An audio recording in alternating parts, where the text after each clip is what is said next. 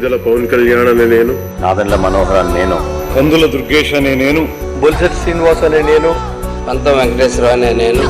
బొమ్మిడి నాయకర్ అనే నేను, లోకం నాగమాధవి అనే నేను, సుందర్పు విజయ్ కుమార్ అనే నేను, సిరి బాలరాజు అనే నేను, వస్తమాట్ల ధర్మరాజు అనే నేను, బత్తుల బలరామకృష్ణ అనే నేను, దేవ వరప్రసాద్ అనే నేను, కొనతాల రామకృష్ణ అనే నేను, శేఖర్ల రమేష్ బాబు అనే నేను, వంశీకృష్ణ శ్రీనివాస్ అనే నేను, రామాంజనేయులు అంజుబాబు అనే నేను, సత్యనారాయణ అనే నేను, మండలి బుద్ధప్రసాద్ అనే నేను, ఆరడి శ్రీనివాసులు అనే నేను, అనవా శ్రీధర్ అనే నేను, నిమ్మక జయకృష్ణ అనే నేను. మీరు ఊహించుకోండి, ఇప్పుడు దాకా జరగని అద్భుతమైన డిబేట్స్, చక్కని డిబేట్స్,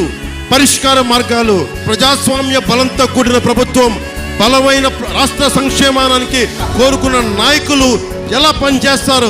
ఒక సమస్య చెప్తే మేము ఒళ్ళొంచుకొని పనిచేస్తాం. శాసనం ద్వారా నిర్మితమైన భారత రాజ్యాంగం పట్ల నిజమైన విశ్వాసం, విధేయత చూపుతారని, భారతదేశ సార్వభౌమాధికారాన్ని, సమగ్రతను కాపాడుతానని, నేను స్వీకరించబోయే కర్తవ్యాన్ని శ్రద్ధాశక్తులతో నిర్వహిస్తానని దైవ సాక్షిగా ప్రమాణం చేస్తాను.